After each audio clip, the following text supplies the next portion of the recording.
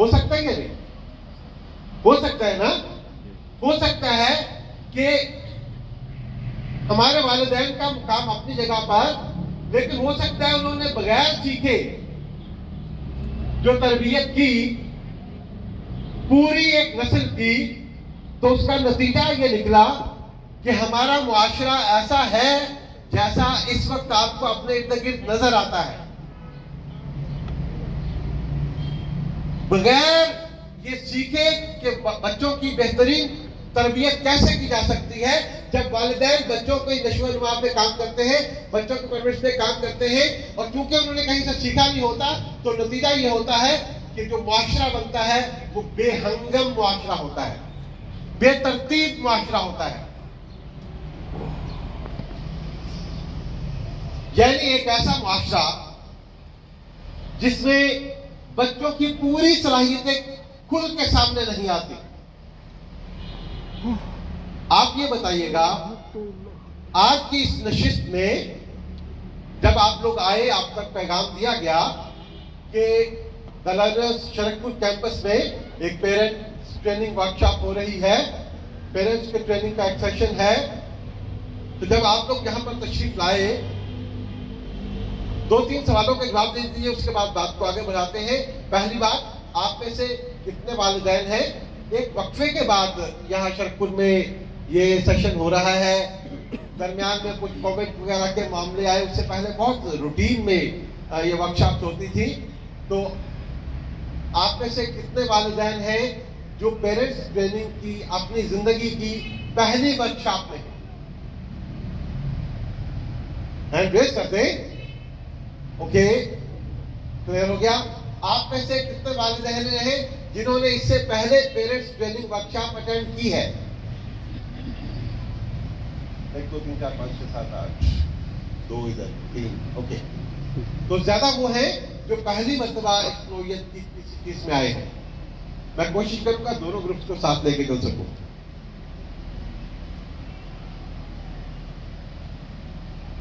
कुछ टारगेट्स आज के सेशन के हवाले से डिसाइड कर लेते हैं, फैसला कर लेते हैं।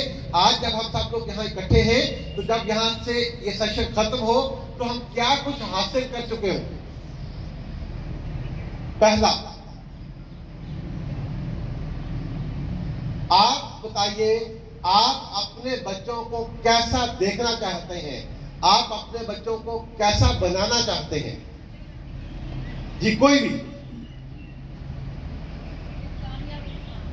एक कामयाब इंसान।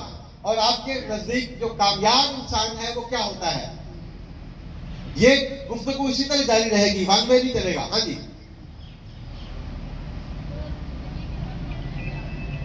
जो जिंदगी के हर मैदान में आगे हो। चलिए, मैं फिलहाल यहां तक चलता हूं जी। और आप अपने बच्चों को, हर किसी का अपना एक आइडिया होगा ना, मेरे बच्चों को ऐसा होना चाहिए जी,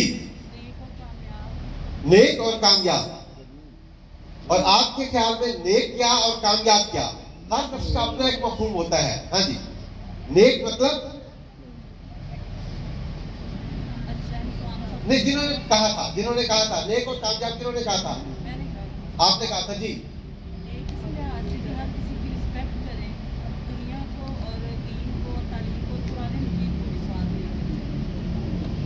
हर किसी की रिस्पेक्ट करें और दीन और दुनिया को साथ लेके चले, नेक का मतलब ये हुआ। ओके, और कामयाब? अच्छा, आला मुकाम पे आला जो है अफसर बने या फिर अच्छी पोस्ट, अच्छे अफसर बने, अच्छा रोजगार का सिलसिला हो। उसकी ख्वाहिश है कि मैं ये बोलूँ उस लेवल तक उसको सपोर्ट करूँ, वहां तक। जी, ठीक हो गया। जी, कोई और? इधर से। आप अपने बच्चों को कैसा देखना चाहते हैं? आज से 5, 10, 20 साल में आप क्या देखते हैं? आपके बच्चों को अपनी जिंदगी में कैसा होना चाहिए?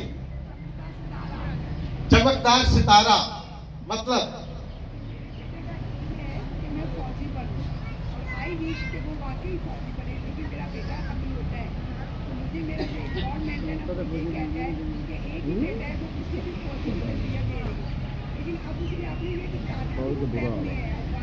जी, ठीक है।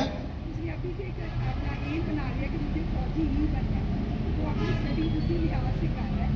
तो मेरी भी यही ख्वाहिश है कि मेरा बेटा ऐसे आगे बढ़े, टीचर्स और मैं दोनों ऑपरेटिंग होके चले ताकि वो अपनी एम तक पहुँच सके। और उसके साथ वो बहुत हम्बल हो, हर फील्ड में आगे जाएगा। कि सिर्फ वो फौजी ही ना बने, फिर सोसाइटी में रहना भी आए, और वो मैं सिखाऊंगी और आप लोग जी। आपने दो बातें की, एक ये है कि रोजगार के मामले में वो एक फौजी बने, और दूसरा वो जो इंसान है आपने एक वक्त इस्तेमाल किया कि वो हम्बल हो। उन्होंने फौजी हुए थे, हम्बल भी हुए, अल्लाह करे। आई विश के हमारे मुल्क के फौजी हम्बल हों। नहीं, बस इससे आगे नहीं बढ़ना, मजबे में हम लोग। अच्छा जी, कोई और? आप अपने बच्चों को कैसा देखना चाहते हैं? कोई दो लोग और जी, उधर पीछे से कोई, उधर पीछे से कोई। आप अपने बच्चों को क्या बनाना चाहते हैं जिंदगी में? अभी बात कर ले, हो सकता है कि एक कबूलियत की घड़ी हो, क्या पता। Productive member of society. Productive member of society. तो जाहिर है मैं सबसे पूछ रहा हूं कि जो लफ्ज़ आप इस्तेमाल करते हैं इसको जरा वजाहत से बयान कर दें, वजाहत कर दें। वो जिस माशरे में रह रहा है उसके लिए को बेहतर तरीके से वो जो है ना अपनी जो उसकी जॉब है उस हवाले से भी वो सर्व करे अपनी आवाम के लिए, अपने मुल्क के लिए। जी। As a good citizen he serve his nation as a good member of society.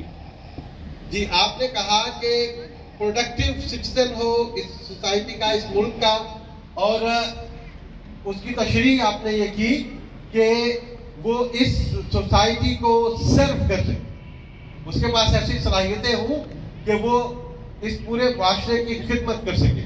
Yes जी, माशाल्लाह। कोई और, एक और, कोई एक और, उसके बाद फिर बात को आगे बढ़ाएंगे। खामोशी। जी, आप बताइए, ये पहली रो से कोई, एक दूसरे से नहीं पूछ रहा। आपने अपने बच्चों को दूसरों की ख्वाहिश के मुताबिक नहीं बनाना, अपना बताना है। हाफिज़े कुरान। जी, तो तशरीह कर दें, हाफिज़े कुरान क्या होता है? अच्छा, मेरा मसला ये है, जो लफ्ज आप रूटीन में इस्तेमाल कर देते हैं ना, मैं कुछ ज्यादा पढ़ा लिखा नहीं हूं, ठीक, तो मैं हर लफ्ज को समझना चाहता हूं कि आपके जहन में उस लफ्ज का मतलब क्या है। देखिए, मेरे जहन में हो सकता है हाफिज़े कुरान का मतलब कुछ और हो, ठीक जी। अब देखिए, अब अभी आपने हाफिज़े कुरान का था, आप आलिम दीन कह रहे हैं, क्योंकि आपको पता चल गया कि जो आप कहना चाह रहे हैं वो असल में आलिम दीन है। अच्छा, आलिम दीन की तशरीह कर दें। जब तक हम अपनी ख्वाहिशात को तफसील से नहीं जानते वो होंगे नहीं। आलिम दीन का मतलब क्या है? चलिए मैं सवाल कर लेता हूं, आलिम दीन का मतलब क्या है? ये रिकॉर्डिंग तो नहीं कर रहे अभी, इसका मतलब एहतियात से पूछूं। आलिम दीन का मतलब क्या है? क्या वो वाले जो दीन के नाम पे फसाद करते हैं, या वो जो दीन का असल मफहूम समझने की और समझाने की कोशिश करते हैं? और जो असल दीन है वो तकसीम पैदा करता है या इत्तेहाद पैदा करता है? आप अपने बच्चे को कौन सा वाला बनाना चाहते हैं? वो जो इस मुआशरे को तकसीम कर दे अपने अकीदे की बुनियाद पे, या वो जो इंसानों को इकट्ठा कर दे? आप आलिम दीन का आपके ध्यान में तसव्वुर ये है? अच्छा, वो वाला आलिम दीन जिसके ख्याल में सिर्फ उसका अपना मसलक दुरुस्त है और बाकी सारे गलत हैं, वो तो नहीं। चलिए मैं यहीं से बात को आगे बढ़ाता हूं। हम में से जी प्लीज, जी प्लीज। आप सभी पेरेंट्स से ये पूछ रहे हैं कि हम अपने बच्चों को क्या बनाना चाहते हैं, क्या बच्चों से ही पूछना नहीं चाहिए कि वो क्या बनना चाहते हैं? बहुत इम्पोर्टेंट है, बहुत इम्पोर्टेंट है, क्योंकि आने वाले माशरे में अब ये ज्यादा इम्पोर्टेंट है कि हमारे बच्चे क्या बनना चाहते हैं, वो पेरेंट्स से रिस्पेक्टेड कर सकते हैं कि मामा या बाबा के हम आगे ये बनना चाहते हैं, हाँ आप हमारे ये जो ख्वाहिश आते हैं इनके पूरा होते हैं कि वेरी इंपॉर्टेंट। गौर कीजिए, जो मैंने अल्फाज इस्तेमाल किए थे, मैंने पता है कहा था, जब मैंने सवाल पहली मर्तबा किया, मैंने कहा था आप अपने बच्चों को कैसा देखना चाहते हैं, मेरे एग्जैक्ट वर्ड्स ये थे। बनाना क्या चाहते हैं, जब ये तो हर पेरेंट अभी मुझे बात समझ आ गई, मुझे बात आपकी समझ आ गई, अभी रुकिएगा। यूं ही हम इसको आगे बढ़ाएंगे तो आपको नजर आएगा कि जो रास्ता मैं बताने वाला हूं, हो सकता है वो वही हो जिसकी बात आप कर रहे हो। ये मुमकिन है ना, आपकी बात आ गई। अच्छा, हम में से हर कोई ये चाहता है उसके बच्चे अपनी जिंदगी में कामयाब हों। आपके और मेरे वालिदैन भी यही चाहते थे कि उनके बच्चे कामयाब हों, और जो उनके वालिदैन थे वो भी यही चाहते थे। क्या सबकी ख्वाहिशात पूरी हो गई? क्या जैसे आपके वालिदैन के वालिदैन चाहते थे उनकी औलाद जिंदगी में जहां पहुंचे, क्या सबकी औलाद वहां पहुंच गई? क्या जैसे आपके वालिदैन चाहते थे कि आप अपनी जिंदगी में पहुंचे, क्या आप वहां पर पहुंच गए? अक्सरियत का जवाब होगा नहीं। तो कहीं ऐसा तो नहीं है कि हम भी उसी भेड़ चाल का शिकार हो रहे हो, सिर्फ ख्वाहिशात का। हमारे बच्चों को ऐसा होना चाहिए, हमारे बच्चों को जिंदगी में ऐसा बनना चाहिए। अगर वो सिर्फ ख्वाहिश है तो ख्वाहिश ही रह जाएगी, और इसको कहते हैं ख्वाहिशे नातमाम। वो ख्वाहिश जो कभी पूरी नहीं होती, और जो जब पूरी नहीं होती फिर पूरी जिंदगी अंदर से तकलीफ देती रहती है। हो सकता था जिंदगी में ये अच्छा हो जाता, ना हो पाया। आज हम ये सीखेंगे कि हम अपने बच्चों के साथ ऐसा क्या करें कि जो उनका असल पोटेंशियल है वो जिंदगी में बेहतरीन मुकाम पर पहुंच सके। और ये सीखने के लिए जरूरी है कि हम सब मुसलसल इस अमल का हिस्सा रहें। कोई ऐसी चीज नहीं होनी जा रही कि जो सिर्फ मेरे पास है और मैं आपको बताऊंगा। मैंने कहा हम सब मिलके ये सीखेंगे, तो आप सबकी शमूलियत इसमें बहुत जरूरी होगी। क्या आप अपने बच्चों को, मैं कुछ बुनियादी बातें पूछता हूं, आप हाँ या ना में बता दीजिएगा। क्या आप अपने बच्चों को ये चाहते हैं कि वो जब कहीं कोई काम करना है और वहां उस काम के करवाने के लिए किसी दफ्तर में, किसी बैंक में, किसी जगह पर भी 10 लोग और मौजूद हों? आप अपने बच्चों को कैसा बनाना चाहते हैं? वो जो किसी ना किसी तरीके से जाए, 10 लोगों के अंदर से घुस के फटाफट आगे जाके काम करवा के बाहर निकल आए, या वो जो वहां खड़ा होके एक कतार में खड़े होने की बात करे? सोच लीजिए। क्या आप अपने बच्चों को, अगर वो किसी बैंक में जाता है और उससे पहले 10 लोग और हैं, मिसाल के तौर पे वो बिल जमा करवाने या वो कैश डिपॉजिट करना कोई काम है, और उससे पहले 10 लोग और मौजूद हैं, और ये अंदर गया, अंदर जाके इसने कोई तरीका इख्तियार किया, इधर उधर से होके फटाफट 5 मिनट में काम करके बाहर आ गया। बाकी 10 लोग वो देख रहे हैं जो पहले से आए हुए हैं, और वो बच्चा ऐसा करके आएगा कि आप उसको थपकी देते हैं, वो शाबाश तूने इतनी क्षति कर रहे हैं, या आप उसे कहेंगे कि मेरे बेटे, मेरी बेटी, ये तूने क्या किया? अगर तू जिंदगी में कतार बनाना नहीं सीख सका, अगर वालिदैन के तौर पे आप और टीचर्स के तौर पे जो साथिया यहां मौजूद हैं, अगर टीचर और वालिदैन मिलके बच्चे को कतार बनाना नहीं सिखा सके और उसकी बजाय उसके फुर्तियों वाले रास्ते की तारीफ करे, मेरा पुत्र बड़ा तेज है, रास्ता कर लेता है, कम कर रहा है,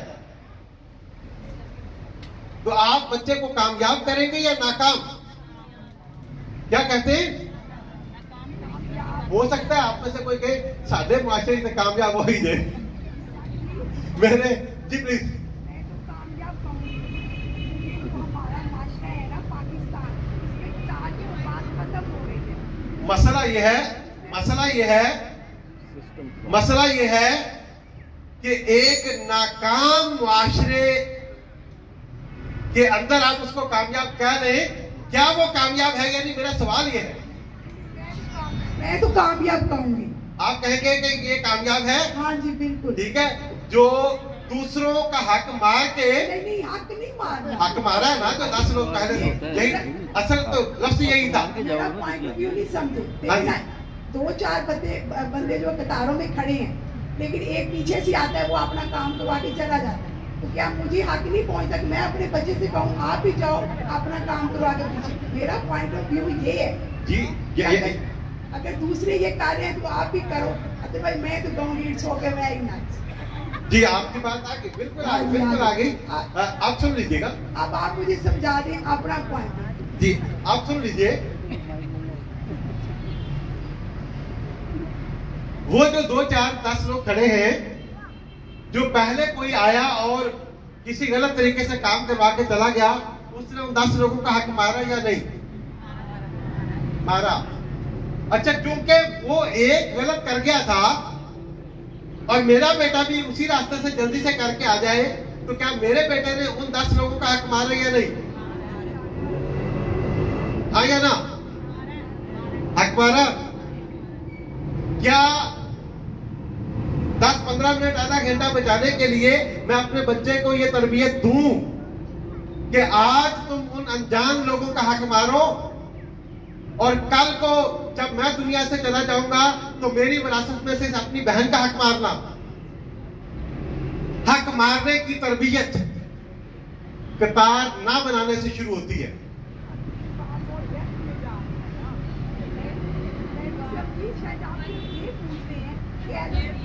एज अ स्कूल में या कहीं भी किसी गैदरिंग में आप लोग जाते हो, आपको कुछ लेना है तो बच्चे को आगे कर सकते हैं कि नहीं?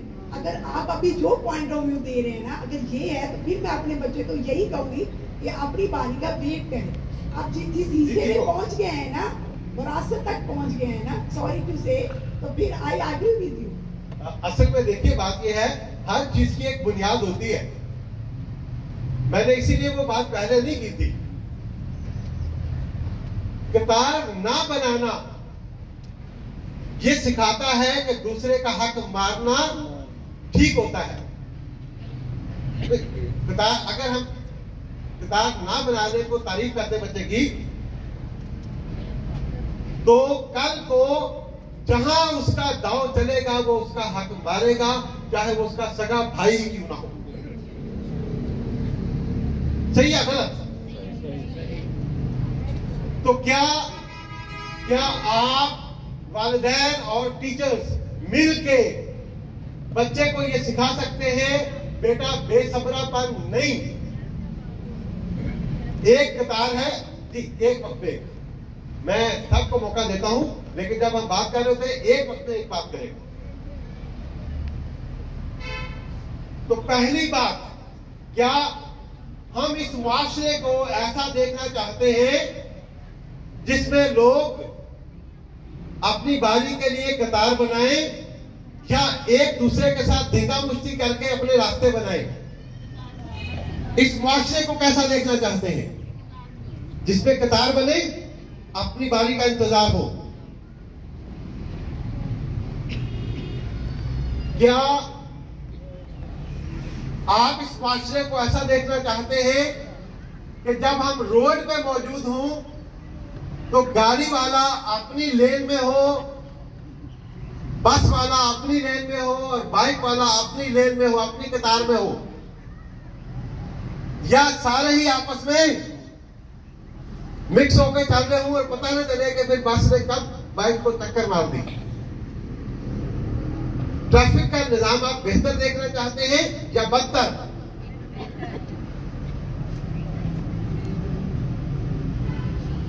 ये बताइए, फर्ज कीजिए आप लाहौर में हैं और लाहौर का सबसे मशहूर रोड, सबसे मसरूफ है, बिजी, माल रोड की बात कर रहे थे। दिन के वक्त तो बहुत रश होता है, रात में कोई 2-3 बजे के बाद थोड़ा सा सुकून भी हो जाता है। फर्ज कीजिए आप गाड़ी में हैं, रात 2:30-3 बजे का वक्त है और आप माल रोड लाहौर से गुजर रहे हैं। अच्छा, वैसे ये माल रोड का जो लफ्ज़ है ना, ये उसूलन गलत है। माल का मतलब ही रोड होता है, बड़े रोड को माल कहते हैं। लेकिन चूंकि वो अगर मैं सिर्फ माल कहूंगा आपको पता नहीं कौन सा माल समझ रहे हैं।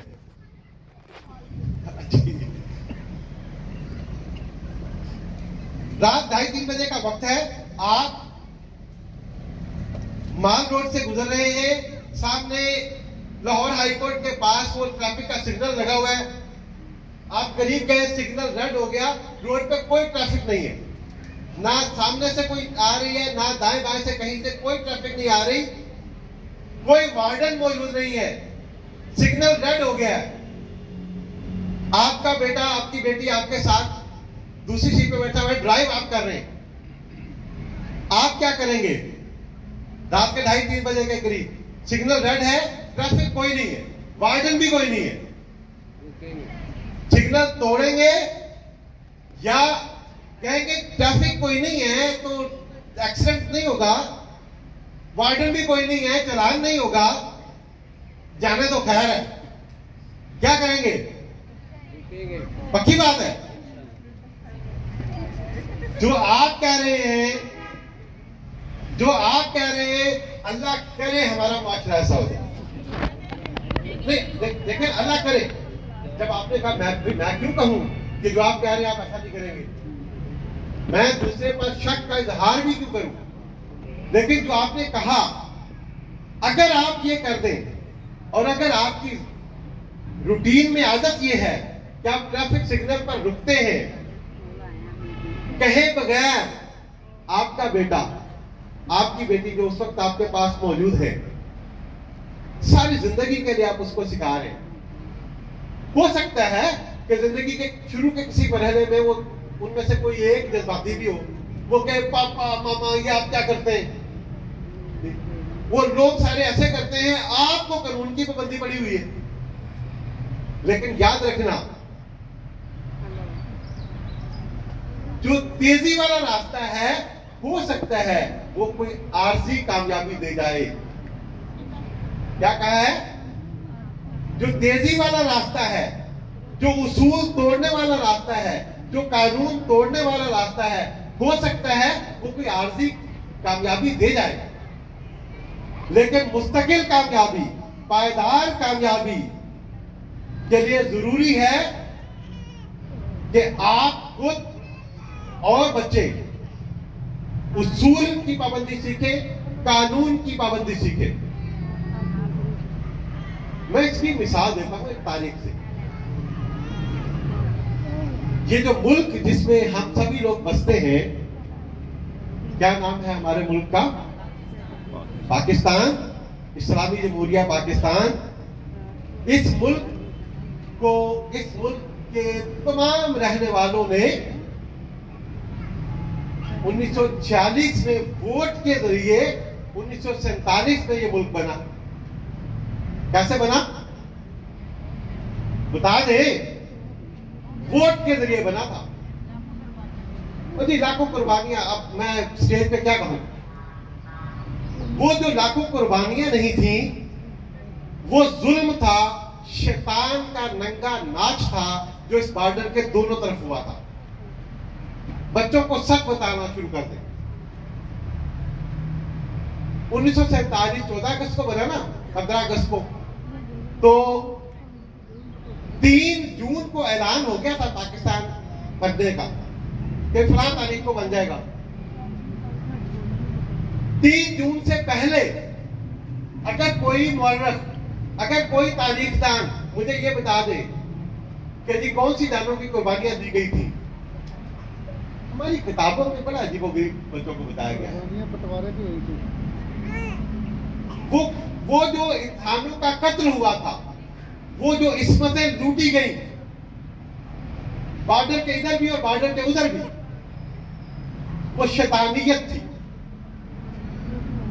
जहां तक पाकिस्तान बनने का मामला है, जिस तरफ मैं आपकी निशानदेही करना चाह रहा था,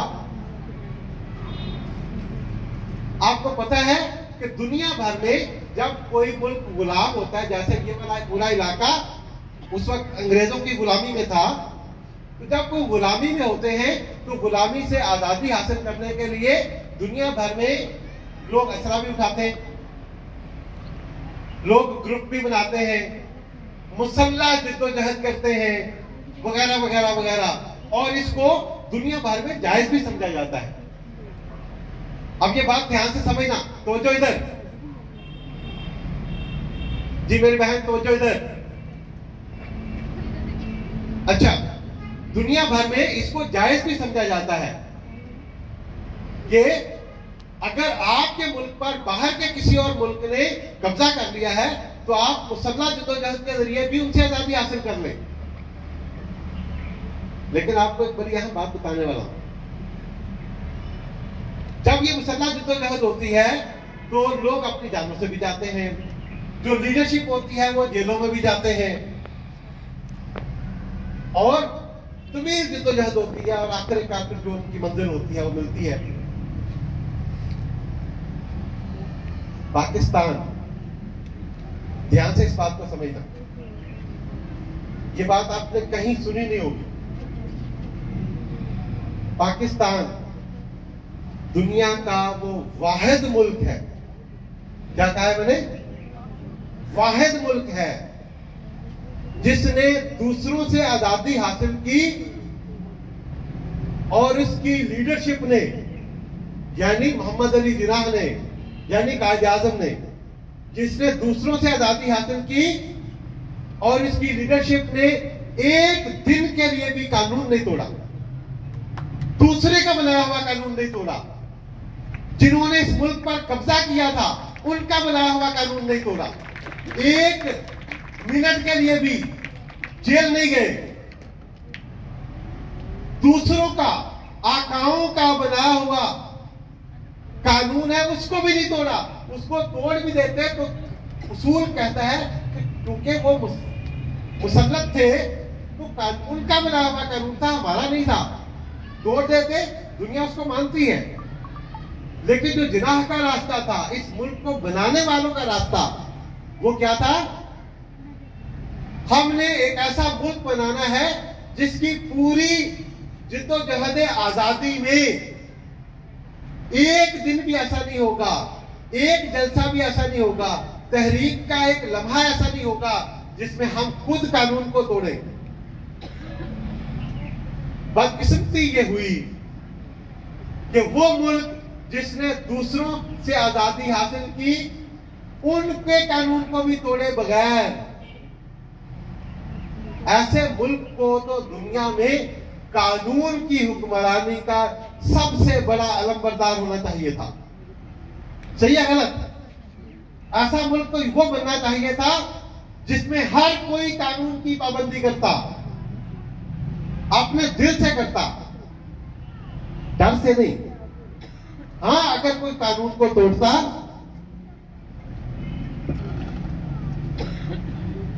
अगर कोई कानून को तोड़ता तो उसको कानून के मुताबिक निपटा जाता। दुनिया के मुख्तलिफ ममालिक में आप क्या देखते हैं? हमारे मुल्क की पहचान क्या है? कानून की, कानून तोड़ने वालों की। हमारी पहचान क्या है? पाकिस्तान बनाया जब था, हमारी पहचान क्या थी? मुझे दुनिया में, मैं तारीख, हजारों साल की इंसानी तारीख मैंने पढ़ रखी है, मुझे दुनिया में गिनती के ऐसे चंद लोग नजर आते हैं जिन्होंने आजादी कानून तोड़े बगैर हासिल की। इतनी बड़ी मिसाल, तो क्यों ना इस मुल्क को, और मुल्क से मुराद रियासत का ढांचा भी है और हमारे घरों में तरबियत पाने वाले हमारे बच्चे भी हैं, क्यों ना हम अपने बच्चों को ये सिखा दें कि बेटा जिंदगी में कामयाब होना है तो उसूल कानून कभी नहीं तोड़ना, बिठाएंगे? बात इतने में पढ़ाई वाली बातें करूं, वो क्लास में नंबर 1 पोजीशन कैसे लेनी है, वो क्लास में पोजीशन लेने वाला रास्ता बताऊं या जिंदगी में पोजीशन लेने वाला? तो जिंदगी, पूरी जिंदगी में जिसने कामयाब होना है वो पहला अमल ये करे, अपने घर को, अपने घराने को उसूल की बुनियाद पर खड़ा करे। घरों के अंदर भी कानून होते हैं, और कानून का मतलब जबर नहीं होता। कानून का मतलब ये नहीं होता जबरदस्ती दूसरों पर मुसल्लत कीजिए। मैं क्या कहता है 9 बजे लाइट बंद, ठीक? कानून का मतलब ये नहीं होता। कानून का मतलब है घरों के कानून होते हैं जिसमें मिलके आपस में बैठ के कुछ चीजें तय की जाती हैं। वो मैं आगे जाकर बताता हूं। तो पहली बात तो ये हो गई। दूसरी बात, लेकिन हमें तो चाहिए हमारे बच्चे नंबर लें, ढेर सारे। अच्छा, नंबर लेना कोई बुरी बात है? नहीं, बहुत अच्छी बात है। बच्चों के बहुत अच्छे ग्रेड आने चाहिए, बच्चों के इम्तिहानों में बहुत अच्छे नंबर आने चाहिए। लेकिन अगर आप ये समझते हैं कि जिसने नंबर अच्छे ले लिए, जिसने ग्रेड अच्छे ले लिए, वो अच्छा भी है, तो टीचर्स और पेरेंट्स ये फर्क करना सीख लें। मुझे ये बताइएगा, आपको कैसा बच्चा चाहिए? वो जो स्कूल में, कॉलेज में, यूनिवर्सिटी में नंबर और ग्रेड अच्छे लेता हो, लेकिन जुबान से बदतमीजी करता हो, वो बच्चा चाहिए? या वो बच्चा चाहिए जिसके अंदर तमीज है, अदब है, नंबर 2 कम भी हो जाए तो खैर है? क्या कहते हैं? तमीज और अदब वाला, जिसको छोटे बड़े की तमीज है, जिसको बहन भाइयों के साथ रिश्ता निभाना आता हो। अच्छा, वो बच्चा चाहिए जिसने क्लास में फर्स्ट पोजीशन ली है, लेकिन उसे अपनी किताबों के अलावा दुनिया में किसी चीज की होश नहीं है? या वो बच्चा चाहिए जो पढ़ता भी है और रात में दादा अबू की टांगे भी दबा के सोता है? क्या कहते हैं? जो अदब भी करता हो, जो खिदमत करना भी जानता हो। इधर से क्या कहते हैं? इधर से आवाज आ रही है, इधर की राय क्या है जी? कैसा चाहिए? हाँ जी, जो उधर वाली राय में आमन्ना व सदकना। ओके, अगर हमें ऐसा बच्चा चाहिए तो ये बताइए, घर में 2, 4, 5 कोई बच्चे हैं, मुख्तलिफ घरों में मुख्तलिफ, जब कोई मेहमान आता है, आप उस मेहमान के साथ अपने कौन से बच्चे को मिलाते हैं?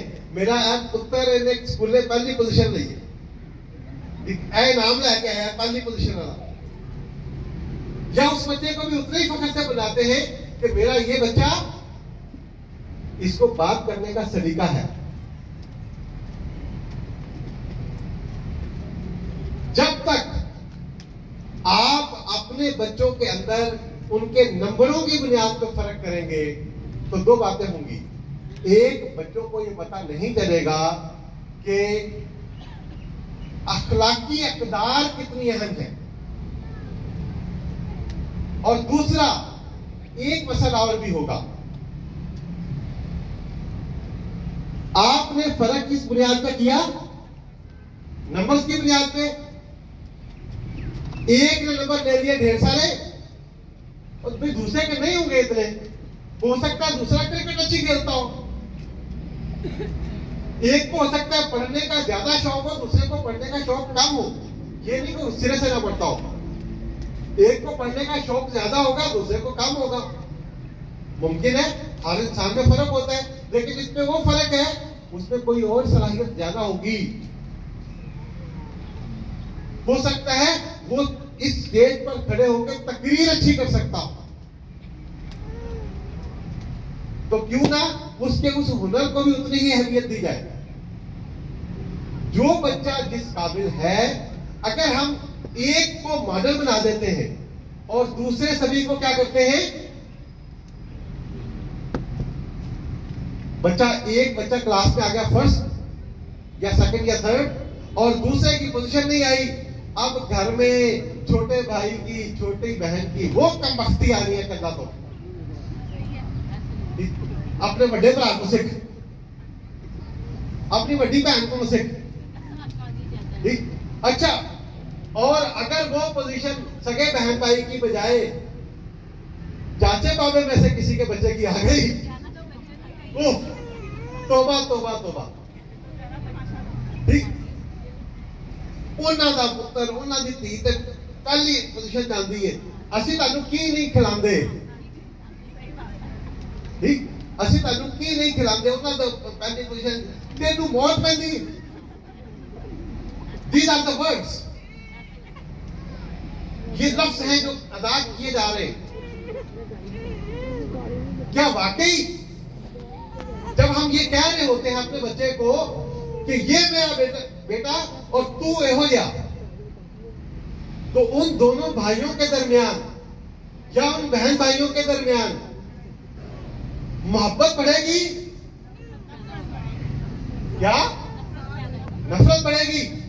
और उन बहन भाइयों में नफरत किसने पैदा की? आपने, वालिदैन ने। किस बुनियाद पे? ये नंबर 4 ज्यादा आगे सर।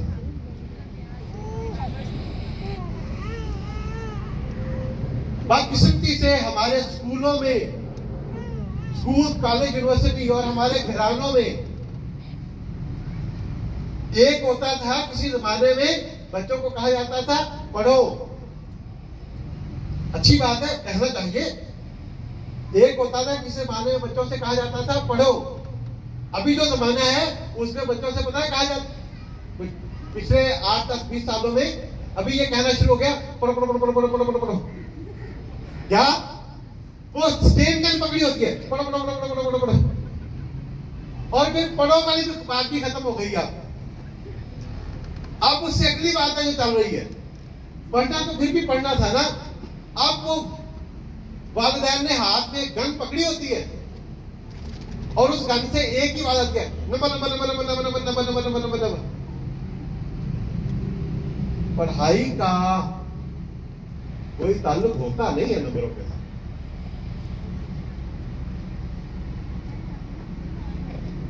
हाँ, जो स्कूल का इम्तिहान है उसमें नंबर भी आने हैं, उसमें ग्रेड भी आने हैं, वो अहम है। 10 में से एक बात है, वो हमारे नजदीक सिर्फ वही एक बात अहम है, बाकी 9 बातें उनका जिक्र कोई नहीं करता। स्कूलों में टीचर्स भी नहीं करते, घरों में वालिदैन भी नहीं करते। अगर मेरा बेटा है 8-10 साल का, अगर वो अपने शूज खुद पॉलिश नहीं करता और उसके शूज उसकी मां उसको पॉलिश करके देती हो और वो क्लास में फर्स्ट आता हो, मुझे नहीं चाहिए ऐसा बेटा। 8-10 साल का हो गया है जो अपने शूज पॉलिश न करना जानता हो, उधर नहीं देखे। और 10-12 साल की उम्र में अगर आपने अपने बच्चों को इतना लाड प्यार दे दिया है कि वो अपना यूनिफॉर्म खुद प्रेस करना नहीं सीखे 10-12 साल की उम्र में, तो आपने अपने बच्चों को बिगाड़ा है। लाड प्यार नहीं है ये। वो बेटा हो या बेटी, अगर वो अपनी काम खुद करना नहीं सीख रहा तो वो बोझ बनेगा दूसरों पर। आप मोहब्बत से, शौक से उसके काम करते हैं, खुदा के लिए अपने बच्चों को माजूर मत बनाए।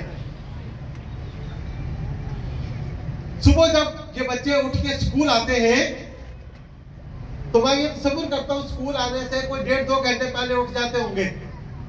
तो मेरी इस बात पे काफी सारे लोगों के चेहरे पे मुस्कुराहट आ गई है, कोई गाना हो रहे 1.5-2 घंटे पहले उठ जाते होंगे। ये बताइए क्लास 4 से ऊपर वाले बच्चे, 3 तक नहीं, 4 और इससे ऊपर वाले बच्चे अपने अपने घरों में जरा ये बताइएगा, जो क्लास 4 और उससे ऊपर वाले बच्चे हैं, जब वो बिस्तर से उठे और तैयार होना शुरू हुए, अपना बिस्तर वो खुद तय करके वापस रखते हैं या नहीं? जवाब क्या है?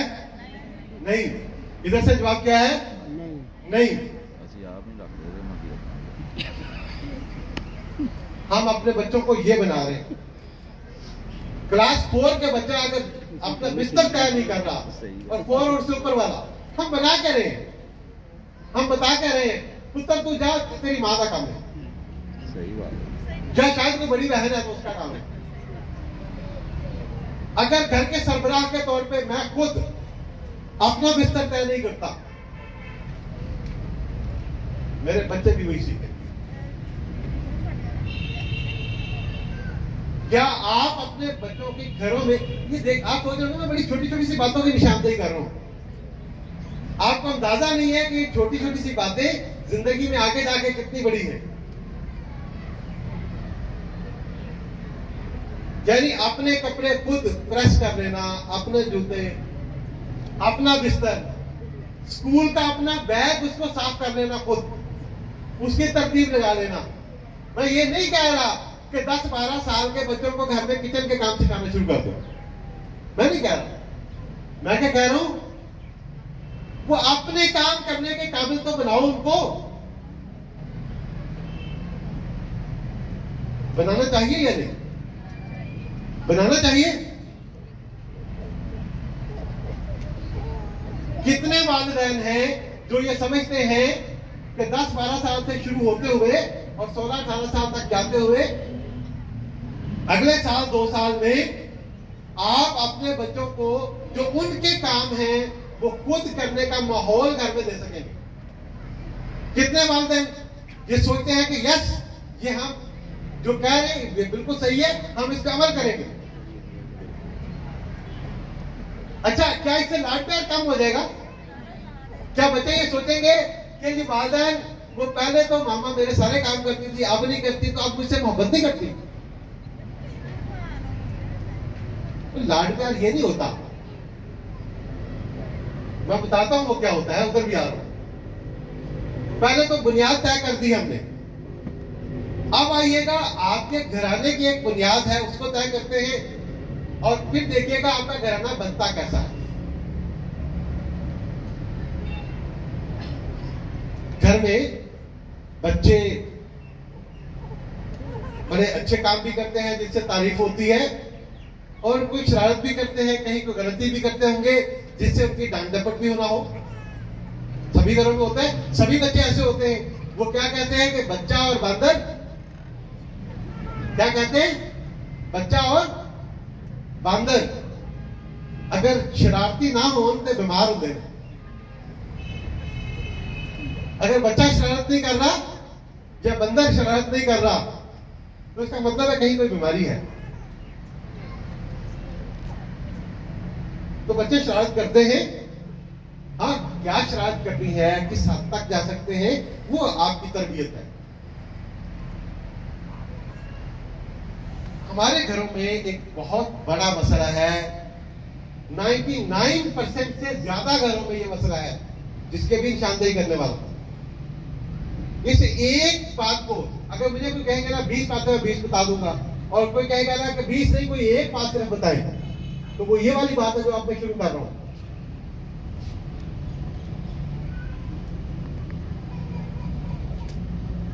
और वो बात ये है कि दुनिया में हर ताल्लुक पता कैसे मजबूत होता है? आप चाहते हैं ना कि वालिदैन के तौर पे आपका अपने बच्चों के साथ, अपनी औलाद के साथ ताल्लुक बहुत मजबूत हो, चाहते हैं ना? तो अब मैं बताने लगा हूं कि वो ताल्लुक मजबूत कैसे होता है। उनके काम करने से नहीं होता।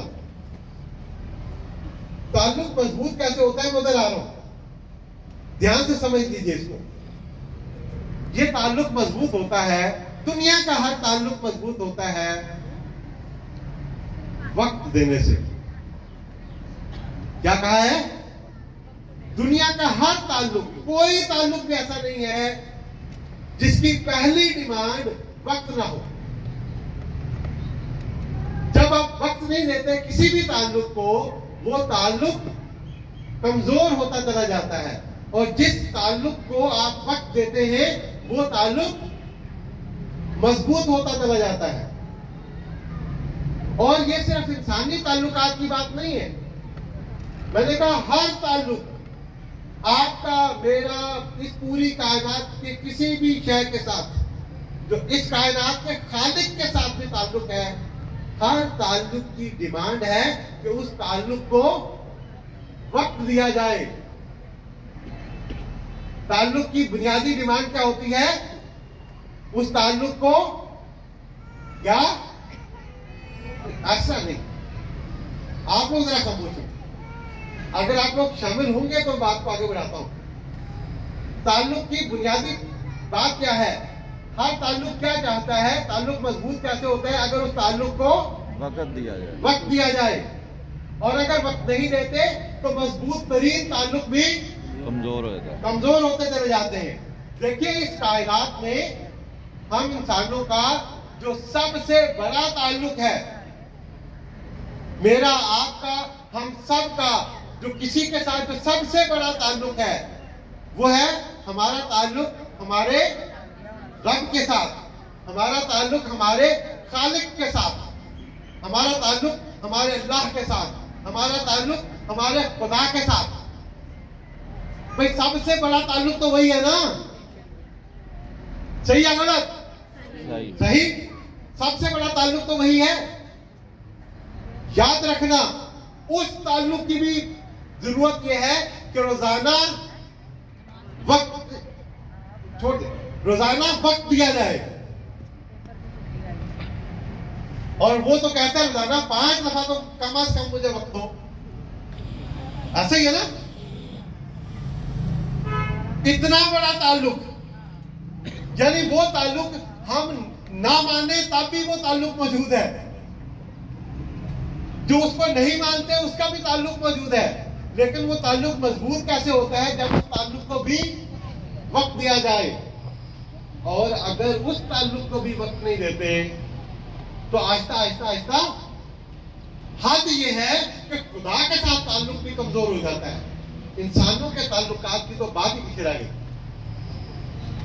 अगर आप चाहते हैं आपके घराने में आपका, यानी वालिदैन का अपनी औलाद के साथ और बच्चों का अपने माँ बाप के साथ ताल्लुक है वो मजबूत हो,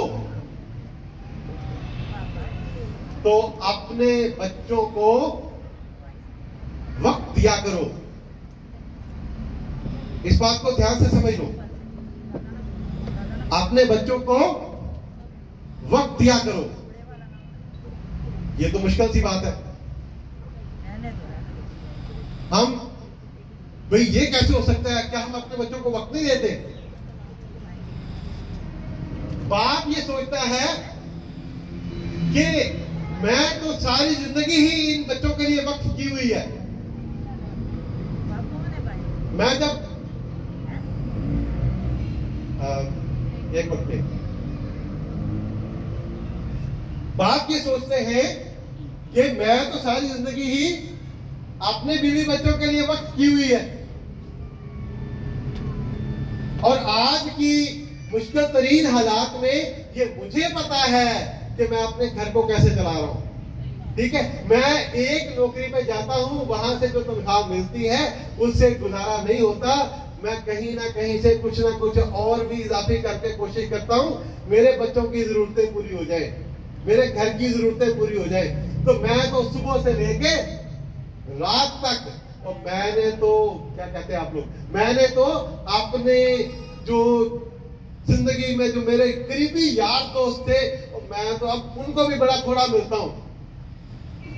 पहले रोजाना मिलते थे, अब तो मैं उनको भी नहीं मिलता, सिर्फ इसलिए मैं घर की जरूरतें पूरी कर लूं। और यहाँ लाहौर से डॉक्टर अनवर जमाल आ गए, कहते अपने बच्चों को वक्त दिया करो, जबकि आप खुद ये सोचते हैं कि आप सुबह से रात तक इन्हीं बच्चों के लिए मसरूफ हैं। सही है गलत? अच्छा, माँ भी ऐसा ही सोचती है। माँ पता क्या सोचती है? मैंने तो पूरी जिंदगी लगा दी है इन बच्चों के लिए, मुझे तो अपना होश नहीं है। सुबह से रात तक, सुबह जब ये बच्चे सो रहे होते हैं उस वक्त से मैं इन बच्चों के काम शुरू करती हूं, और सुबह उनका नाश्ता, उनका यूनिफॉर्म, उनके सारी चीजें वो कर आके जब इनको स्कूल भेजती हूं और चले जाते हैं पीछे घर का निजाम उसको सीधा करना, जितनी देर में उससे फारिग होती हूँ दोपहर के करीब आ जाती है, मैं तैयारी शुरू कर देती हूँ बच्चों से स्कूल से आने से पहले उनके लिए कुछ करके रखूं। वहां से फारिग होती हूँ, पूरा दिन रात देर तक रात के खाने, और फिर जब बच्चे सो जाते हैं, बच्चों के सोने के बाद फिर भी कुछ और काम निपटा रही होती हूँ, और रात को फिर थक हार के मैं जब गिरती हूँ मुझे पता नहीं चलता नींद किस वक्त आई, इतनी थकावट होती। तो सुबह से लेके रात गए तक मैं तो इन्हीं बच्चों के लिए मसरूफ हूं। तो मैं तो पूरी जिंदगी दे रही हूं इन बच्चों को, और मुझे आके लाहौर से डॉक्टर अनवर जमाल ये कह रहे हैं कि आप अपने बच्चों को वक्त नहीं देते, वक्त दिया करो। तो अब ये बातें तो फिर अलग हो जाएंगी, मैं कुछ कह रहा हूं, आपके जहन में बात इससे बिल्कुल मुख्तलिफ है। लेकिन ठहरो, जो आप कर रहे हो, आप पता क्या कर रहे हो? आप अपने बच्चों की जरूरतें पूरी कर रहे हो, वक्त नहीं दे रहे। जुमला दोहरा दूं, आप अपने बच्चों की जरूरतें पूरी कर रहे हो, वक्त नहीं देते।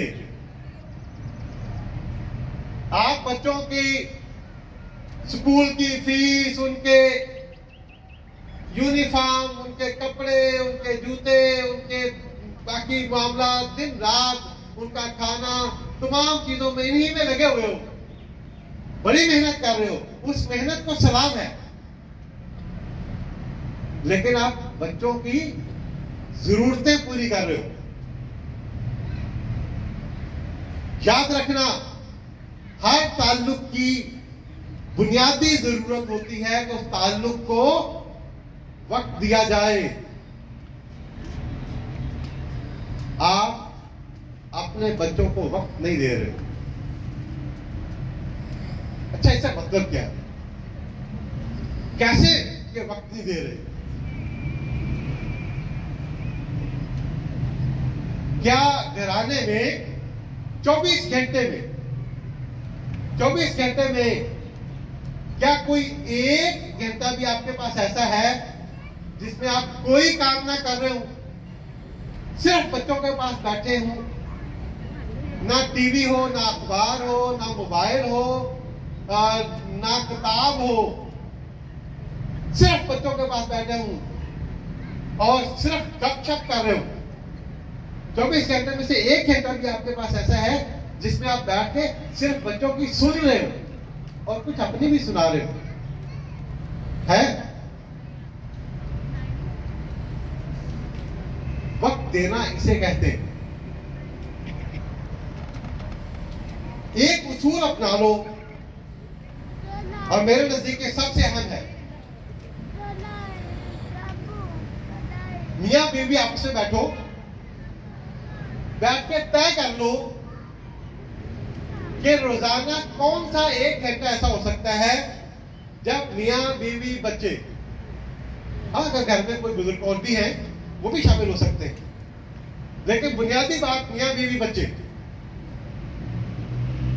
उस एक घंटे में और कुछ नहीं होगा, सिर्फ गपशप होगी, सिर्फ बातें होंगी, सिर्फ बातें सुनी जाएंगी, कुछ अपनी बातें कही जाएंगी, नसीहतें नहीं की जाएंगी। मैंने नसीहत का नहीं कहा, मैंने कहा गपशप करें।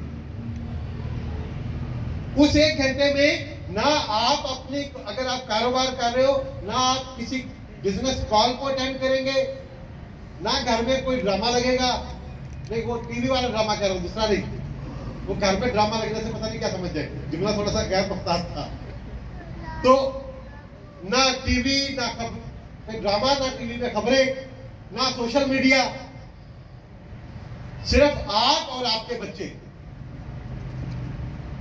ये 1 घंटा जरा इकट्ठे गुजार के देखो रोजाना। हर गुजरते दिन के साथ ये ताल्लुक आपका मजबूत होता चला जाएगा। शर्त यह है कि उस 1 घंटे में बच्चों को ज्यादा बोलने देना। कभी कभार अपने बचपन की बातें भी कर लें उनसे, कोई अर्थ नहीं, लेकिन ज्यादा बच्चों की सुनो। बच्चों के पास कहने को बहुत कुछ होता है, सुनने वाला ही कोई नहीं रहा। हर कोई मसरूफ हो गया अपनी अपनी जगह पे। अब वो बच्चों के पास जो कहने को है वो किसको सुनाए, अगर मां बाप को ना सुनाए? बैठे उनकी सुने। वो छोटे बच्चे आपको बेशुमार बातें सुनाएंगे और आहिस्ता आहिस्ता आहिस्ता तो ऐसी ऐसी बातें सुनाएंगे कि आप कहेंगे अच्छा ये भी होता है। फर्ज कीजिए आपका कोई छोटा बच्चा है नर्सरी प्रेप वगैरह में, प्री क्लासेस में, हो सकता है वो छोटे बच्चे को जब स्कूल से वापस आएंगे ना, उन्हें तो चैन ही नहीं आना जब तक उन्होंने पूरे दिन की बातें सुना नहीं लेनी। और जो सबसे छोटा होता है ना, वो तो हो सकता है टीचर की लिपस्टिक तक बता दे। वो कोई अर्थ नहीं, छोटे बच्चे ना भी, ठीक। सिर्फ उनकी बातें की वजह से सुनना शुरू करो। जो बड़े होकर तो पता चल जाएगा मैंने ये बात नहीं कर रही। जब आप अपने बच्चों को वक्त देंगे तो आपका अपनी औलाद के साथ जो ताल्लुक है वो मजबूत हो जाएगा। ये जो हमारे यहाँ कहा जा रहा है ना कि जी वो माशरा बड़ा खराब हो गया, सारे वक्त चंगे सन, तब वक्त था ना इकट्ठे बैठ के सारी बातें होती थी। अभी 24 घंटे में से सिर्फ 1 घंटा, वो 1 घंटा कौन सा हो सकता है? वो हर घर के लिए मुख्तलिफ है। एक घराने के लिए एक होगा, दूसरे के लिए कुछ और हो सकता है, लेकिन वो 1 आवर 60 मिनट्स वो जरूरी है। अच्छा, आसान सा सवाल पूछता हूं, आपकी जिंदगी में आपका सबसे जो मजबूत ताल्लुक है किसी टीचर के साथ, किसी बड़े के साथ, किसी छोटे के साथ, किसी यार दोस्त के साथ, आपको पता है आपकी दोस्ती किसके साथ होती है? दो में से एक बात बता दो, आपकी दोस्ती किसके साथ होती है? जिसको आप अपनी बात सुना सके या उसके साथ जिसकी सिर्फ आप सुन सके? क्या कहते हैं? जिसको आप अपने दिल की बात बता सकते हैं ना, दोस्ती उसके साथ है, चाहे वो खुदा है या इंसान है। जिसको आप अपने दिल की बात बता सके। क्या आपके बच्चे, क्या आपने अपने घर में अपने बच्चों को वो माहौल दिया है जिसमें बच्चे रोजाना खुल के आपको अपने दिल की बात बता सके? अगर नहीं दे रहे तो ताल्लुक आप खुद कमजोर कर रहे हैं।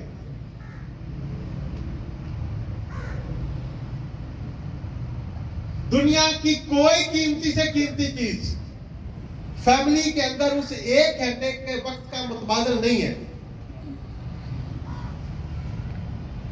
वो 1 घंटा इंतहाई कीमती है क्योंकि वो आपका सबसे कीमती ताल्लुक का वक्त है।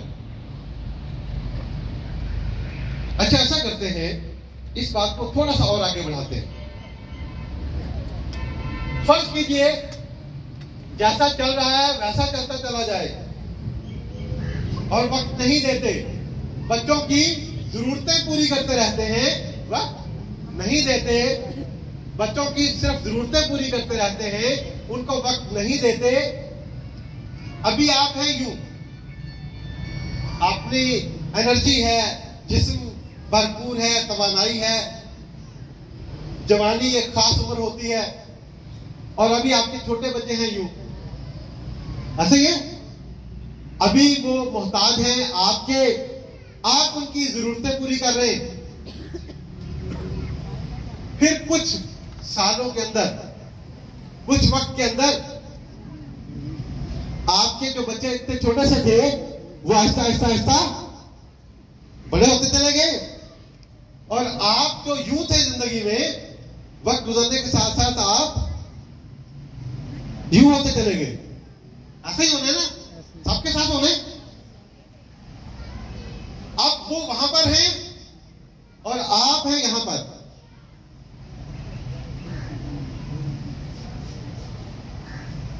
अब आपके पास तवानाई नहीं है। अब बच्चे जब उनके पास एनर्जी है तो वो पता क्या करेंगे, उन्हें आपने बताया हुआ है कि दूसरे का ख्याल कैसे रखना है। आपने उन्हें क्या बताया था, दूसरे का ख्याल पता कैसे रखते हैं, उसको अच्छे कपड़े ले दो।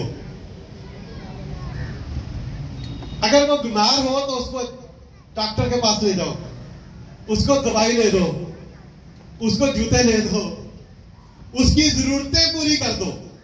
आपने अपने बच्चों की तरबियत इस अंदाज में की जिसका मतलब था कि ताल्लुक का मतलब है जरूरतें पूरी करना। वो भी किस्मत वाली हो गई जी, वो भी किस्मत से।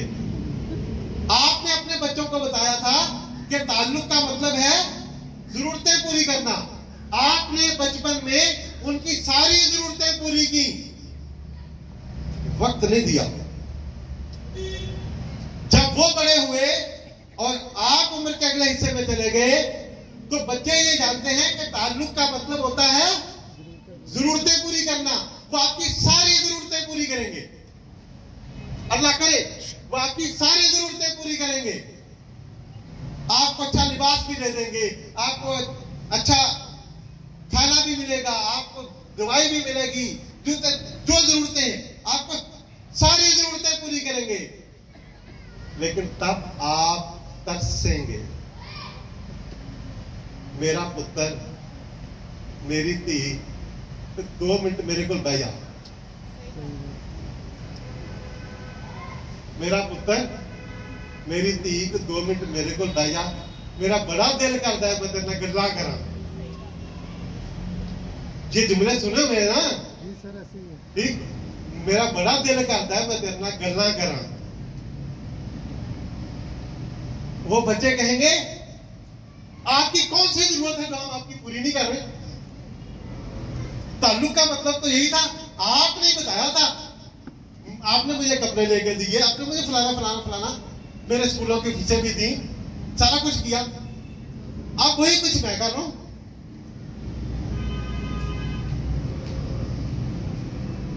अपना बुढ़ापा,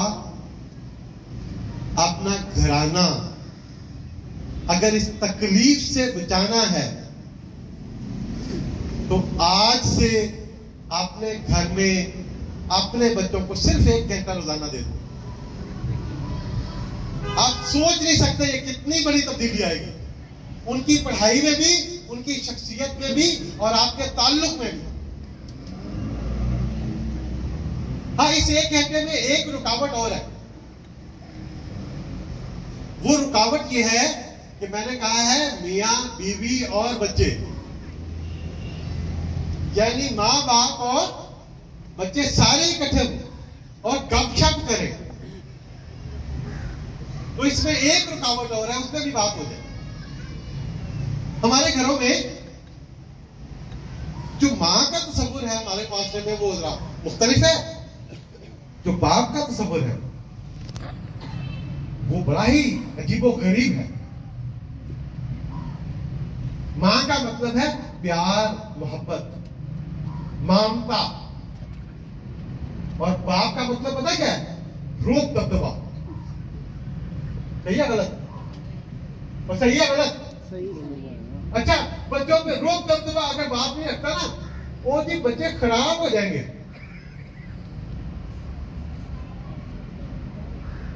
बाप का मतलब रोक दबदबा नहीं होता। सर मामा थोड़ा ख्वाब ना लीजिए। मैं जी आप सही कह रहे हैं, बाप का मतलब रोक दबदबा नहीं होता।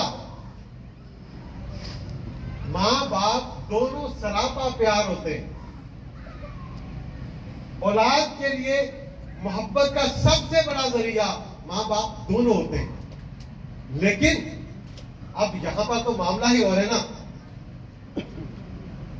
अब मेरी बहनें बेटियां जो यहां मौजूद हैं, घरों में हम लोगों ने पता है माहौल क्या बना हुआ है। बाप साहब बाहर गए हुए हैं जरा किसी काम पे, बच्चे घर में कोई उधम मचाते हैं, शरारत करते हैं, जल्दी से बैठे। बच्चे घर में उधम मचाते हैं, शरारत करते हैं, तो मां ने पता क्या कहना है, अपने कंट्रोल में आ नहीं रहे। मां ने कहना है सीधे होके भाई तरफ क्यों आना वाला है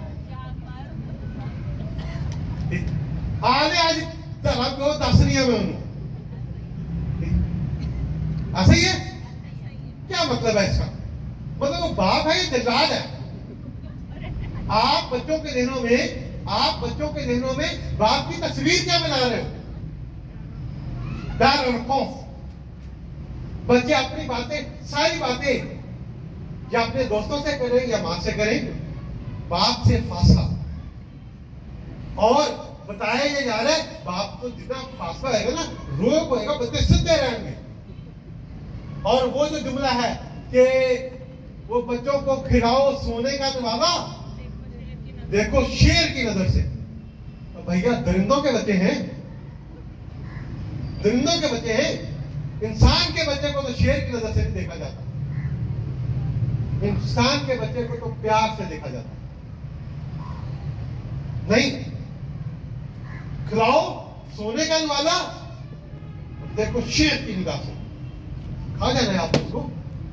बच्चा जी साढ़े वक्ता दसी घर आईदा सी, घर तारे दादा को आते हैं सारी जरूरत नहीं सी एक करके जुमला कही। वो माहौल गलत था, उसको खत्म करो अगर अभी भी वो बाकी है।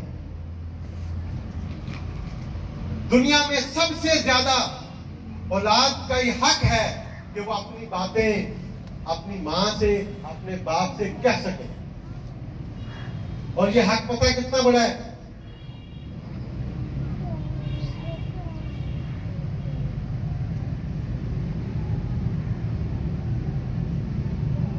एक बेटी है, मैं बेटे और बेटी दोनों की मिसाल दे देता हूं।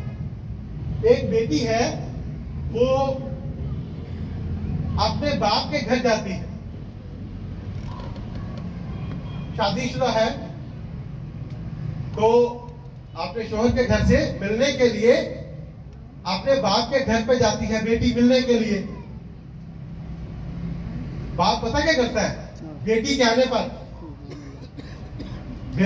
पर बाप पता क्या करता है? अपने कंधे से अपनी वो चादर उतारता है, जमीन पे बिछाता है और आप कहता है मेरा पुत्र मेरी धी ऐसे बैठ। बाप का नाम जानते हैं ना? क्या बताऊं? हज़रत मोहम्मद सल्लल्लाहु अलैहि वसल्लम। बाप का नाम जानते हैं ना? जो अपनी बेटी के आने पे खुद खड़े होके उसके लिए चादर बिछाते थे। मेरी बेटी मेरी आंखों का नूर, इधर बैठो। बाप से की तरफ से इतना प्यार बेटी के लिए, और सिर्फ प्यार वैसे नहीं, लफ्जों में। मेरे भाई लोगों, आपने अपनी बेटियों को आखिरी मर्तबा ये कब बताया था कि वो आपकी आंखों का नूर है? उनको देख के आपको सुकून मिलता है? नहीं बताएंगे। अंदर ही अंदर दिल में बहुत प्यार करेंगे, ऊपर से रोक रखेंगे। क्यों नहीं बताते? नहीं बिगड़ती औलाद, प्यार के इजहार से नहीं बिगड़ती औलाद। हमारे लिए तरीका वो है जो हमारे नबी का तरीका। अगर नबी सल्लल्लाहु अलैहि वसल्लम, अगर नबी ने अपनी बेटी को खुल के बताया कि बेटा मैं आपसे कितनी प्यार करता हूं, कितनी मोहब्बत करता हूं, तो हम क्यों ना बताएं अपनी बेटियों को? माशाअल्लाह, बेशक। अच्छा चलो बेटी को तो फिर भी बता दिया, बेटे को तो जरा रोक में रखना है, डिसिप्लिन में रखना जरूरी है। बेटे को तो रोक में रखना चाहिए। चलो बेटे की मिसाल भी दे देता हूं। एक लड़का उम्र 10-12 साल, कितनी उम्र का लड़का है? 10-12 10-12 साल की उम्र का एक लड़का और वो क्या करता है, रात में एक ख्वाब देखता है, अजीबो गरीब सा ख्वाब। रात सोए पड़े उसे एक ख्वाब देखता है, और ख्वाब देखता है, तो जो इधर ख्वाब देखता है कि 12 सितारे हैं और सूरज है और चांद है, और ये सारे सितारे और सूरज और चांद उसको सजदा कर रहे हैं। एक लड़का जो 10-12 साल की उम्र का है, वो एक ख्वाब देखता है कि सूरज चांद सितारे उसको सजदा करें, सजदा ताजीमी। सुबह उठता है। अब एक बच्चा, हमारे घरों में एक बच्चा 10-12 साल का बच्चा, लड़का, अपने दिल की कोई बात, अपना कोई ख्वाब, कोई बात करना चाहता है, वो किसके पास जाएगा? बाप के पास या मां के पास? हमारे घरों में किसके पास जाएगा? और वो 10-12 साल का लड़का जो ख्वाब देखता है कि वो 12 सितारे और सूरज और चांद उसको सजदा कर रहे हैं, वो सुबह उठता है और सीधा जाता है किसके पास? बाप के पास,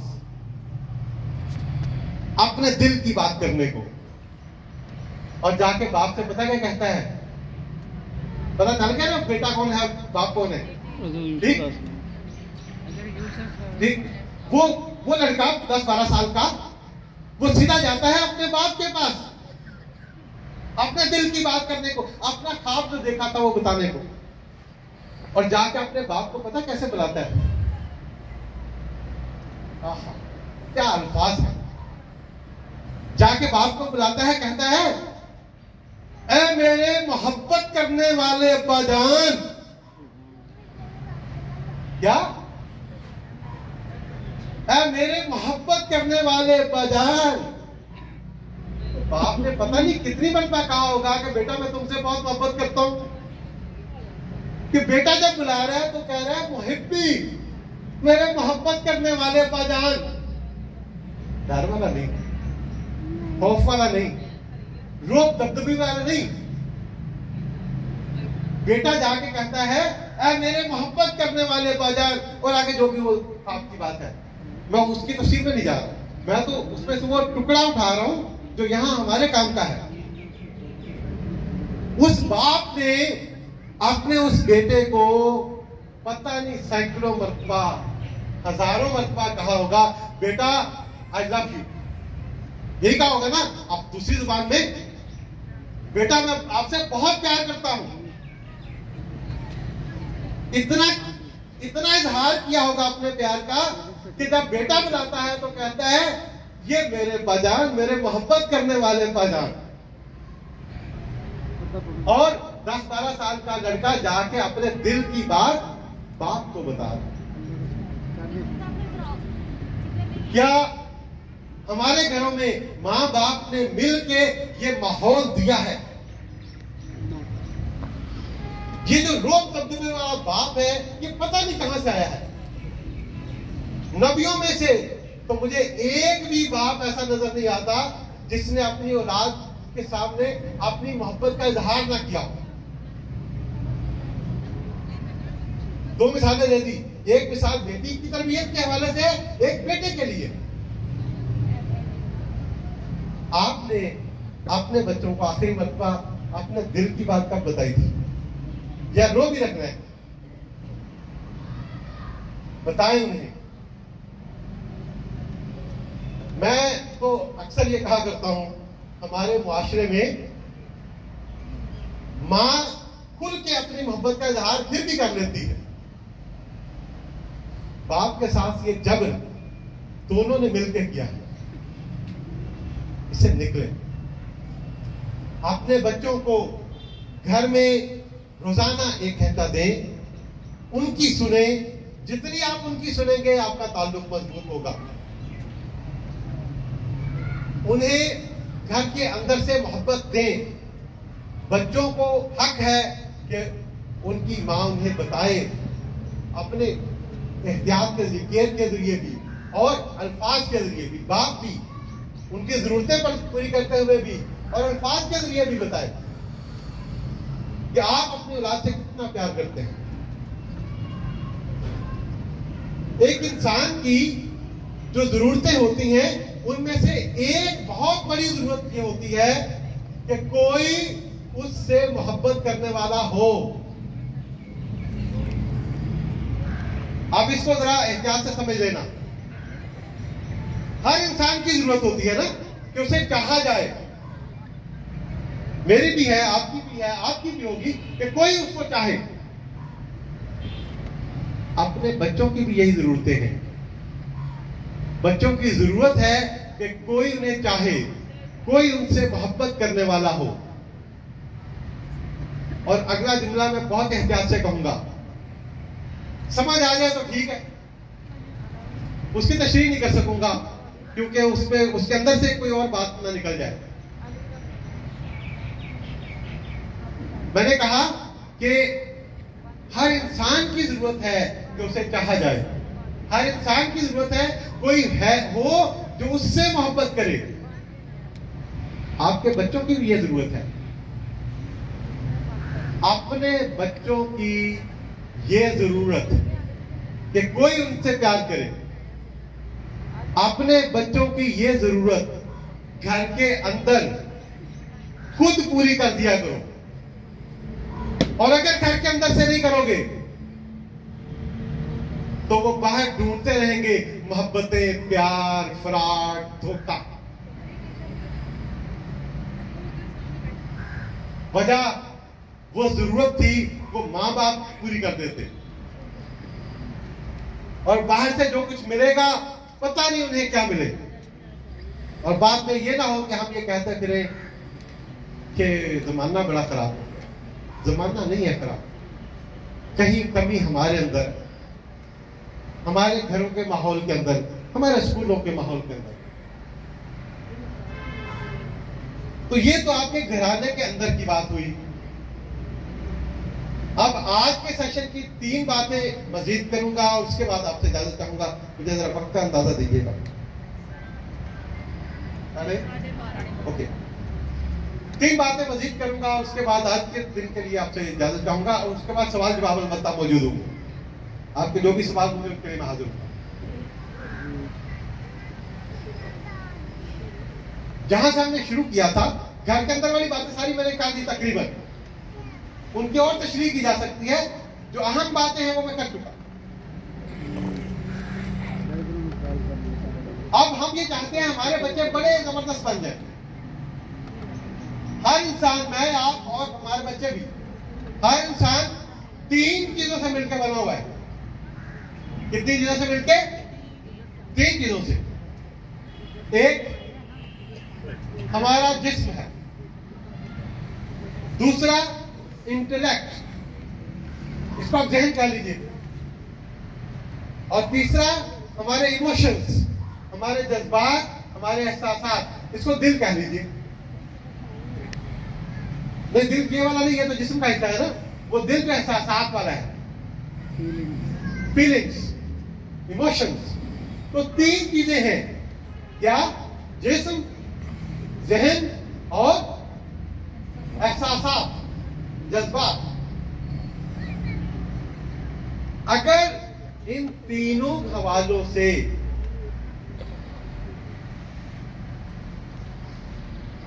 जिस्म की नशोनुमा भी हो, जहन की नशोनुमा भी हो और जज्बात और एहसासात की नशोनुमा भी हो, तो एक जबरदस्त पर्सनालिटी बनेगी। इन तीनों में से किसी एक जगह पे कमी रह गई तो वो कमी रह जाएगी पूरी शख्सियत में।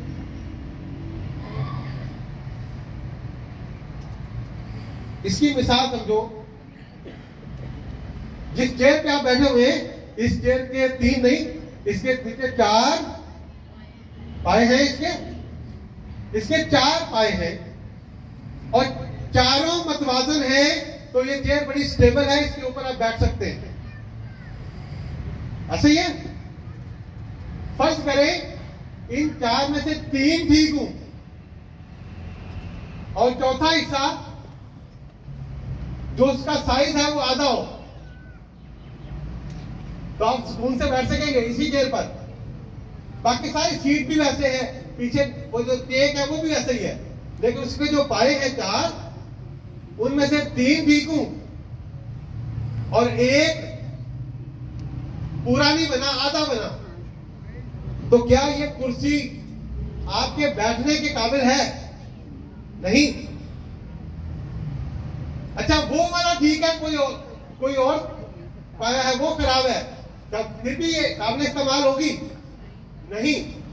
ये कुर्सी आपके इस्तेमाल के काबिल कब है? जब ये चारों के चारों पाए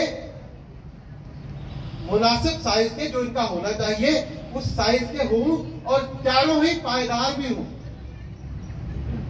यही सूरत हाल मेरी बहनों, मेरे भाइयों, यही सूरत हाल इंसान की भी है। 3 चीजों से बना, ये जिस्म, ये ज़हन और एहसासात, जज्बात। तीनों की तरबियत जरूरी है, तीनों की नशोनुमा जरूरी है। किसी एक में भी कमी रह गई तो वो कमी रह जाएगी। मतलब जिस्म खुराक देते हैं हम इसको, इसका मतलब है मुनासिब खुराक। हम बच्चों की बात कर रहे हैं तो उनके हवाले से भी वही मुनासिब खुराक। क्या जिस्म की जरूरत सिर्फ खुराक है या कुछ और भी है? आप लोग मुझे बताओ, खुराक के अलावा जिस्म को क्या चाहिए? एक्सरसाइज, फिटनेस चाहिए, फिटनेस चाहिए, हर जिस्म की जरूरत है, मेल फीमेल दोनों सूरतों में। बताओ, सोचिए, प्यार दे, बताओ। हाँ जी, जिस्म को खुराक के अलावा जरूरत है एक्सरसाइज की, वर्जिश की, फिटनेस की। क्या आपके बच्चे, क्या आपने ऐसा कोई एहतमाम किया है घरों में, स्कूलों में, कि बच्चों की जिस्मानी नशोनुमा बेहतरीन हो? क्या आपके बच्चे वर्जिश करते हैं या सुबह की सैर के लिए जाते हैं? बताइए। चलो बच्चों की बात छोड़ दे, बच्चों की बात छोड़ देना। बच्चों ने आखिर कहा वो वैसा बनना है जैसा हम खुद होते हैं। हमारे कहने से तो उन्होंने आते अपनानी नहीं है, जो उन्होंने देखना है ना बच्चों ने वैसा बन जाना है। जो हम कर रहे होते हैं बच्चे वो आदतें सीख रहे होते हैं, जो हम कह रहे होते हैं उस पर अमल नहीं करेंगे, जो हम कर रहे होते हैं बच्चे उस पर अमल करते हैं। अगर मैं बच्चों से ये कहता हूं, घर में अपने बच्चों से, बेटा हमेशा सच बोलो, क्या हमेशा सच बोलो, और ये कहने के थोड़ी देर बाद एक फोन कॉल मुझे आती है और मैं उस बंदे से मिलना नहीं चाह रहा और मैं फोन कॉल पे कहता हूं और नहीं आज तो मैं घर पे नहीं हूं, आज तो मैं फलां काम से जरा बाहर निकला हूं, तो आज मुलाकात नहीं हो सकती। मेरा बच्चा मेरी उस नसीहत पे अमल करेगा कि हमेशा सच बोलो? बच्चा क्या सीखेगा? जो मैं कर रहा हूं। बच्चा कहेगा बाप ने जरूरत के तहत, किसी को नुकसान पहुंचाने के लिए नहीं, जरूरत के तहत झूठ बोल दिया, इन्ना कुछ झूठ से चल रहा है।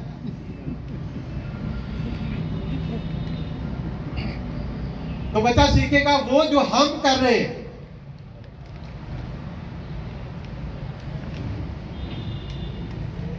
बाहर बेल हुई, बाहर कोई मिलने वाला आया है, अंदर से कहा क्या तो घर पे नहीं है, तो आपने अपने बच्चों को सिखाया झूठ बोलो।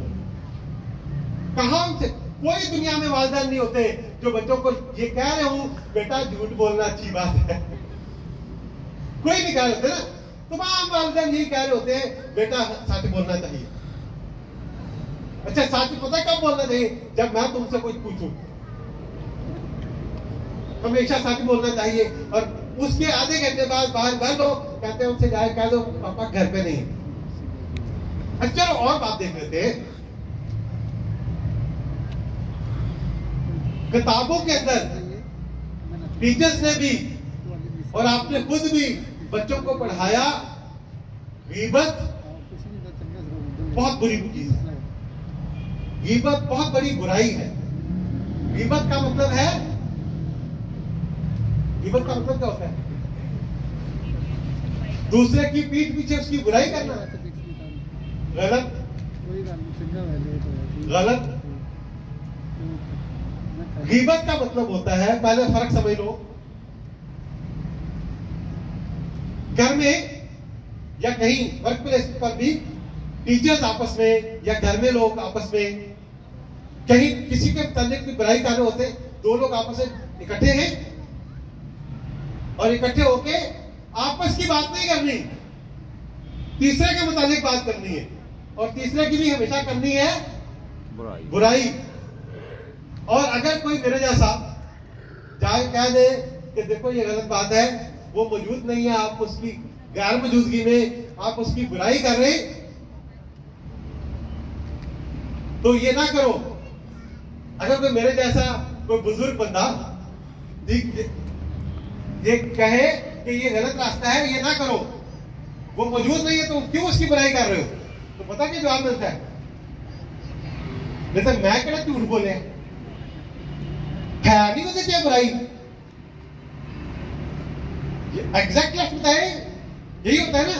अगर मना करेंगे तो कहेंगे मैं कहना झूठ बोले है नहीं, मुझे क्या बुराई, मैं तो सच कह रहा हूं या कह रही हूं। याद रखना, अगर किसी के अंदर कोई बुराई मौजूद नहीं है और उसका जिक्र किया जाए, वो गीबत नहीं है, वो बहतान है। गीबत पता क्या होती है? गीबत सच्ची बात होती है। गीबत अगर किसी के अंदर बुराई मौजूद हो लेकिन उसकी गैर मौजूदगी में की जाए, यह गीबत है। और अगर बुराई मौजूद ही ना हो और उसकी गैर मौजूदगी में बयान की जाए, यह बहतान है। तो गीबत का मतलब यह होता है कि भाई वो बुराई उसके अंदर मौजूद है लेकिन गैर मौजूदगी में बयान की, यह गीबत है। ये बैठ जाइए या साइड हो जाइए, बाकी लोग डिस्टर्ब हो रहे हैं।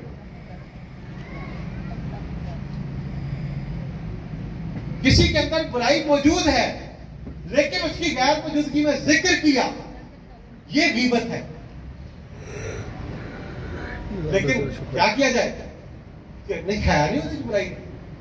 याद रखना, गीबत के मुतालिक ये कहा गया हदीस मुबारका में